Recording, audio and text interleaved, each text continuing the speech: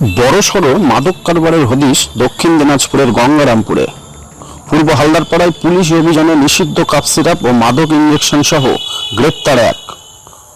উদ্ধার ৪,৯৫০ বোতল নিষিদ্ধ কাপ সিরাপ ও ১৩,৫০০টি মাদক ইঞ্জেকশন। শনিবার একটি সাংবাদিক বৈঠক করে এই তথ্য দিয়েছেন দক্ষিণ দিনাজপুর জেলার অতিরিক্ত পুলিশ সুপার গ্রামীণ ইন্দ্রজিৎ সরকার। পুলিশ জানিয়েছে, ধৃত ওই যুবকের নাম অসীম সরকার, যার বাড়ি পূর্ব হালদারপাড়া এলাকায়। শুক্রবার রাতে পূর্ব হালদারপাড়া এলাকার বাসিন্দা তথা মূল অভিযুক্ত জয়দেব সরকারের বাড়িতে গোপন খবর পেয়ে অভিযান চালায় গঙ্গারামপুর থানার পুলিশ, যেখান থেকে ওই বিপুল পরিমাণ নিষিদ্ধ কাপ সিরাপ ও মাদক ইঞ্জেকশন উদ্ধার করে পুলিশ।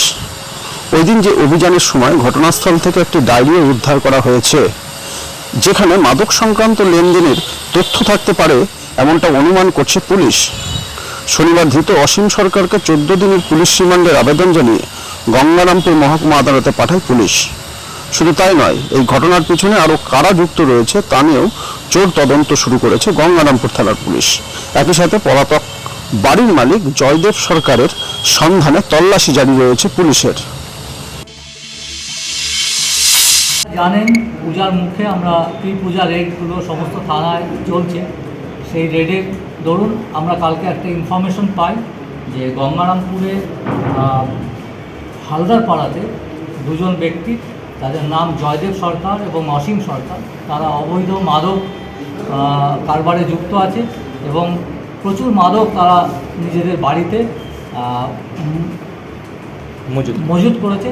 তো এগুলো ব্যবসা করবে বলে এই খবর পেয়ে আমরা ওখানে এসডিপিও মিস্টার দীপঞ্জন ভট্টাচার্য, আইসি শান্তনু মিত্র এবং এসডিও গঙ্গারামপুর যিনি ম্যাজিস্ট্রেট হিসেবে গেছিলেন, ওখানে রেড করে বড় পুলিশ টিম নিয়ে এবং ওইখানে অসীম সরকারকে পাওয়া যায় এবং তার কাস্টাডি থেকে আমরা বিপুল পরিমাণে অবৈধ মাদক উদ্ধার করি।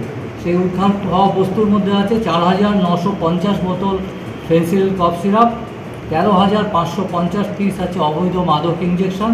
এছাড়া এই মাদক কারবারে ব্যবসায় যুক্ত যেমন একটি টোটো এবং একটি ডায়েরি আমরা উদ্ধার করি এবং সেগুলোকে সিজ করা হয় এবং অসীম সরকারকে অ্যারেস্ট করা হয়।